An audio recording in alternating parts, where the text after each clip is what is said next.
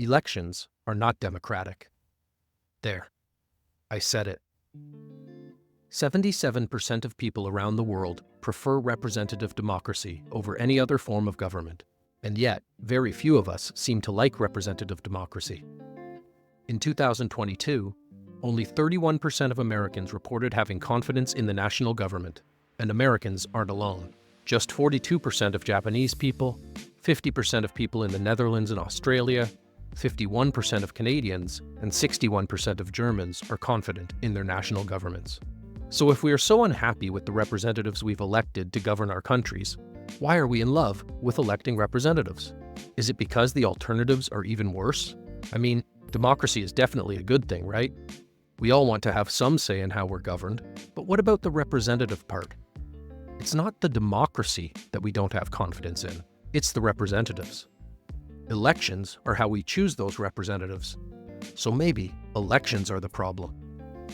In this video, we're going to take a look at how one specific form of democracy, the electoral representative form, came to become synonymous with democracy in general. Then, we'll explore how another form of democracy, one where politicians aren't elected, could be the solution to building a government we can all feel confident about. Elections have become the cornerstone of modern democracy. Since the Cold War, they've spread across the globe like a plague. Like a rainbow. Today, however, in many of these places, democracy and freedom aren't flourishing. In fact, they're slipping backwards. The promise of elections as the ultimate democratic tool feels more like a mirage. With elections, we are trying to tackle today's challenges with solutions built for a different time. Our democracies are groaning under the weight of outdated systems, riddled with bureaucracy, and slow to respond to real people's needs. People often blame younger generations for their supposed apathy. The youth only care about themselves and consumerism, they say. But research shows that people are more engaged in political discussions now than in previous generations. We care deeply about issues and talk about them with friends, family, and colleagues. The real disconnect isn't apathy. It's the growing chasm between citizens and the system supposedly designed to serve them. This brings us to a critical question. Why are we so fixated on elections? The Universal Declaration of Human Rights was first adopted by the United Nations General Assembly on December 10, 1948. Article 21 states, "The will of the people shall be the basis of the authority of government. This shall be expressed in periodic and genuine elections, which shall be by universal and equal suffrage, and shall be held by secret vote or by equivalent free voting procedures." Isn't it strange that this landmark document, designed to safeguard universal rights, zeroed in so specifically on one method of governance? It's almost as if elections have become a sacred ritual, rather than a practical tool. This mindset breeds what some call electoral fundamentalism. We revere the act of voting, but often despise the very people we elect. Elections have become less about participating in democracy and more about preserving a hallowed tradition. Modern society has packaged and marketed democracy as a universal software program, installed with a default for free and fair elections. But when the system crashes, we blame the users, the inept countries, rather than questioning whether the software was compatible with their unique hardware. The reality is that in fragile states, these elections can act like glitches, triggering conflict, corruption, and deeper divisions. Instead of empowering democracy, they can destabilize or even dismantle it.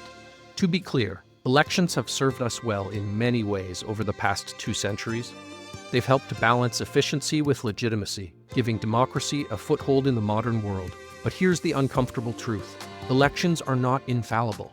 They are a tool, not the whole toolbox. If we continue to cling to them as the be-all and end-all of democracy, we risk undermining the very principles they were designed to uphold. When we think about democracy today, it's hard to imagine a system that doesn't rely on elections. But some of the earliest democracies elected politicians and assigned responsibilities by random draw, not by vote. Sortition, the election of government officials by random selection from a pool of citizens, lay at the heart of democracy in ancient Athens, influenced the Italian city-states of the Renaissance, and continues to be used today to select juries for criminal trials. Our journey begins in 5th century Athens, during the golden age of ancient Greece, a time often hailed as the cradle of democracy. Unlike today's systems where power is concentrated in the hands of a few elected representatives, Athenian democracy sought widespread participation. Citizens engaged directly in government through 3 key institutions: the Public Assembly, the Council of 500, and the People's Court. Most government positions, from magistrates to jurors, were filled by drawing lots, not by election. This random selection process was designed to neutralize personal influence and promote equality among citizens. In fact, of the 700 magistrates in Athens, 600 were chosen by lot. The Council of 500, the nerve center of governance, which prepared legislative agendas, oversaw finances, and managed public works, had members who were all selected randomly from the citizenry. The Athenian approach aimed to ensure that power rotated frequently. Positions were typically held for just 1 year, and individuals were often barred from serving consecutive terms. It worked. Between 50 and 70% of citizens over the age of 30 had served on the council at some point in their lives. Even judicial power embraced sortition. The People's Court, with its pool of 6,000 jurors, relied on a device called the kleroterion to randomly select hundreds of jurors daily. This randomness wasn't just symbolic, it reinforced the idea that no single group should dominate decision-making. Centuries later, sortition found its way to the Italian city-states, where it was adapted to suit oligarchic and aristocratic systems.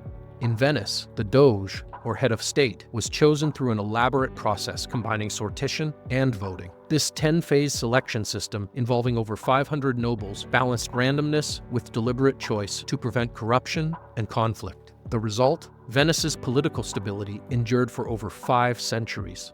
Florence took sortition even further, apportioning nearly all governmental roles by lot. Their system aimed to diffuse power and avoid conflicts among rival factions. Citizens were nominated by guilds or families, then subjected to multiple rounds of selection and randomization. Like Athens, Florence embraced rapid rotation, with office holders serving for just 1 year, fostering broad citizen participation. The historical use of sortition offers valuable insights. Sortition was a cornerstone of governance in small, urbanized states, from Athens to Venice and Florence. These systems often coincided with periods of cultural and economic flourishing. Despite internal rivalries, states employing sortition often enjoyed centuries of stable governance. It minimized power struggles and promoted civic harmony. Sortition seems to work best alongside elections, maximizing both fairness and competence. In hindsight, sortition provided a means of involving ordinary citizens in governance while mitigating the risks of entrenched power. As we explore modern applications, it's worth remembering the democratic ideals that inspired these ancient and Renaissance systems: participation, equality, and shared responsibility. The 18th century, often referred to as the Enlightenment, was a transformative period for democratic thought. Philosophers like Montesquieu and Jean-Jacques Rousseau debated the mechanisms of government, and both agreed that sortition, selecting leaders by lottery, was inherently democratic. Montesquieu argued, in The Spirit of the Laws, that sortition was best for democracies because it ensured equality by giving all citizens an equal chance to participate in politics. He believed that sortition fostered fairness and prevented the concentration of power among the elite. He contended that elections were better suited to aristocratic systems, where the most qualified or prominent individuals are selected to lead. He suggested that elections tend to favor the wealthy and well-connected, potentially undermining the egalitarian principles of a democracy. In The Social Contract, Jean-Jacques Rousseau wrote that, in a true democracy, the magistrates should be chosen by lot in order to prevent corruption and ensure equality. Rousseau believed elections were more appropriate for aristocratic systems because they inherently favored the wealthy, educated, or influential, creating a hierarchy rather than true equality. In his view, elections were prone to manipulation and contrary to the principles of a purely democratic society. However, Rousseau also recognized the limitations of pure sortition. He knew that it also offered the possibility of incompetent people being placed in positions they were incapable of performing. He wanted a balance, a mixed system that combined sortition for fairness and elections for roles requiring specialized skills like military or technical roles. Despite these high-profile endorsements, sortition suddenly faded from political consciousness. Just 25 years later, when the Founding Fathers gathered in Philadelphia to draft the United States Constitution, the concept, had virtually disappeared. For some reason, they decided that elections alone, a system long associated with aristocracy, would be the foundation of their new governments. Why? One practical reason was the lack of good data. At the time, there were no national registers or demographic tools to ensure a fair lottery. Many areas of the country were inaccessible, and nobody really knew how many people lived in each country, so choosing an appropriate sample of representatives was difficult. But the larger issue was ideological. Revolutionary leaders in the United States and France were deeply skeptical about democracy. Many people today might be surprised to hear what the founding fathers of American government had to say about the system of government they are famous for influencing. John Adams, a staunch advocate for American independence, warned that democracy never lasts long. It soon wastes, exhausts, and murders itself. James Madison shared this view, describing democracies as spectacles of turbulence and contention. To these men, direct democratic governance was chaotic and unsustainable. Their goal was not democracy as we understand it today. While they spoke of the people, their vision was often elitist. Many revolutionary leaders were lawyers, landowners, and merchants who believed in delegating power to a virtuous few. Adams, for instance, argued for delegating power to the most wise and good, a group he hoped would mirror society's virtues, but with superior judgment. Alexander Hamilton, during a speech at the New York Ratifying Convention in June 1788, argued that all historical examples of pure democracies in which the people themselves deliberated never possessed one feature of good government. He aimed to limit the influence of the general public by advocating for a small number of congressional representatives, each tasked with representing a narrow range of interests. Both Madison and Hamilton defended the need for some sort of aristocracy in the Federalist Papers and emphasized the importance of electing leaders distinguished by their wisdom to discern and virtue to pursue the common good. They shared the belief that the United States government should blend elements of democracy and aristocracy. However, they envisioned a system where the aristocratic elite, or the few, would hold most, if not all, of the legislative and decision-making authority. John Adams wrote in A Balanced Government that leisure for study must ever be the portion of a few. The laboring part of the people can never be learned. And in a letter to fellow politician John Taylor that knowledge will forever be monopolized by the aristocracy. Elections became a tool to replace hereditary aristocracies with elected ones, described by Rousseau as an elective aristocracy and by Robespierre as a representative aristocracy. This didn't happen by accident. It was a decision made by the founders of electoral representative democracy to limit the power of citizens. That is how sortition, the most democratic instrument of choosing political representatives, lost to elections.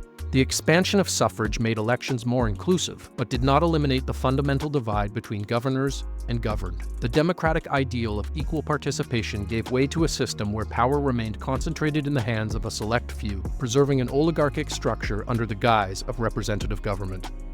But the concept of assigning governmental responsibility by random draw didn't entirely disappear. Let's take a look at some more recent examples of deliberative democracy and sortition in action, instances where ordinary citizens were tasked with solving major political challenges. In 2004, the Canadian province of British Columbia experimented with sortition on a groundbreaking project, the Citizens' Assembly on Electoral Reform. The government randomly selected 160 citizens, 2 from each electoral district, plus 2 Indigenous members, to represent a cross-section of the province. These individuals, ordinary in every sense, were tasked with evaluating whether the province's first-past-the-post electoral system should be replaced. Over the course of nearly a year, the assembly members attended weekend-long sessions. They began by learning about different electoral systems in the learning phase of the process. This was followed by public consultations, where they gathered input from communities across British Columbia. Finally, in the deliberation phase, they debated and refined their recommendations. Their conclusion? The citizens overwhelmingly endorsed replacing first-past-the-post with the single transferable vote system, which they believed would better reflect the will of the voters. This recommendation was then put to a public referendum in 2005, where it narrowly failed to meet the required supermajority, despite receiving 57% of the vote.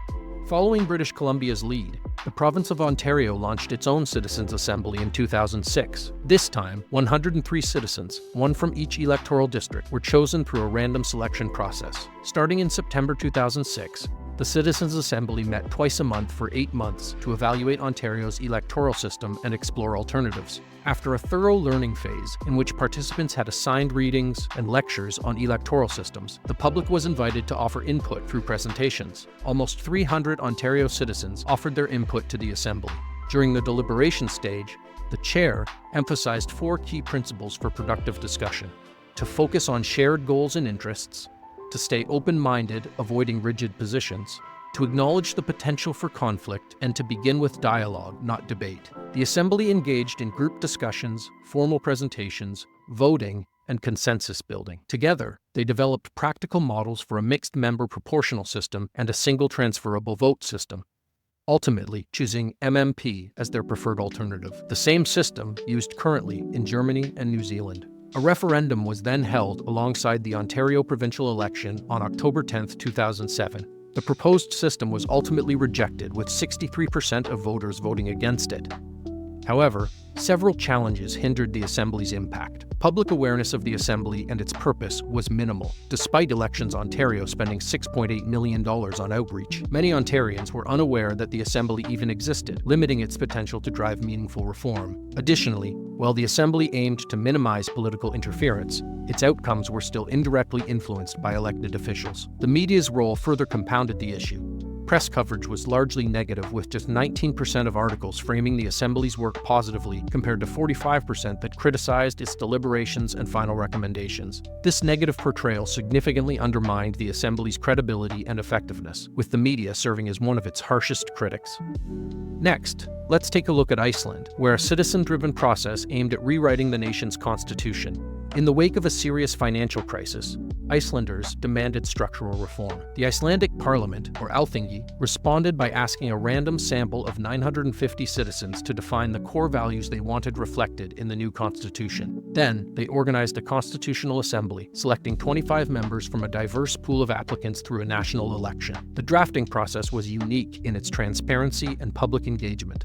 The Constitutional Assembly shared its work online, inviting feedback from citizens through social media. This participatory approach resulted in a draft constitution that prioritized environmental protections, human rights, and political accountability. Despite widespread enthusiasm, the draft constitution never became law. A national referendum in 2012 showed strong support for the proposed changes, but political inertia and resistance from entrenched interests in Parliament ultimately put Iceland's new constitution on ice.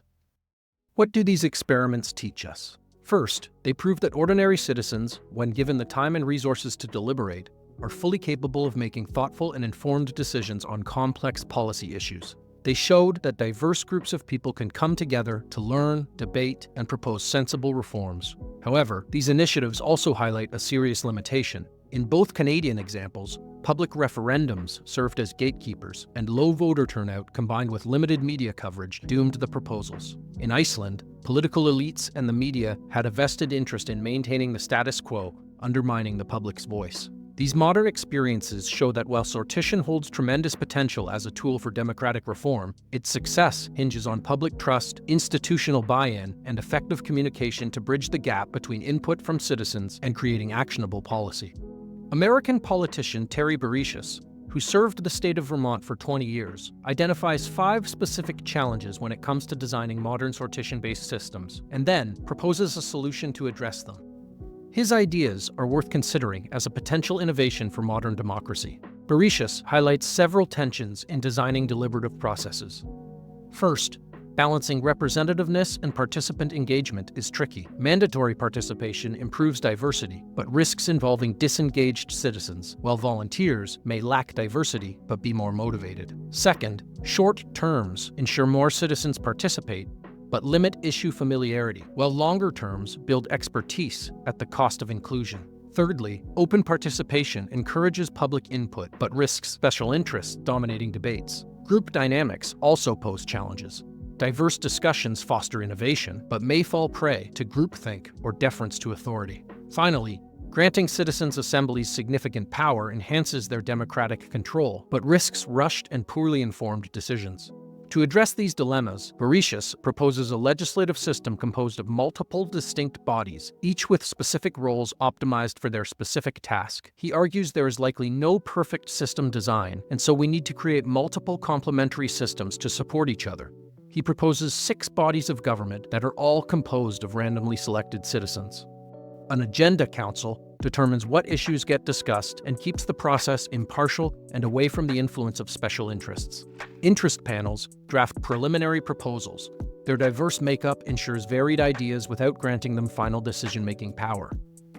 Review panels are larger groups that refine and consolidate proposals, benefiting from deliberation and expert testimony. Policy juries make the ultimate decision through a secret vote to safeguard against social pressure. Rules councils and oversight councils are responsible for refining the rules of the whole process and considering complaints, making tweaks if necessary.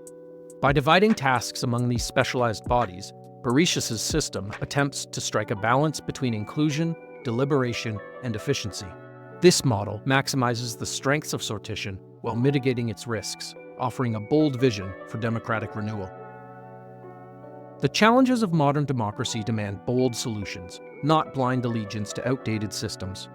Elections have served us well, but they are just one tool in the democratic arsenal. History and modern experiments with sortition show us that empowering ordinary citizens through random selection can bridge the gap between government and the people it serves. It's time to rethink what democracy truly means and to embrace innovative systems that restore trust, foster equality, and unlock the potential of self-governance. If you enjoyed this video, please give it a thumbs up, share your thoughts in the comments, and subscribe to Politics Reimagined to join us on this journey of exploration and innovation. Together, let's turn the failures of today into the solutions of tomorrow.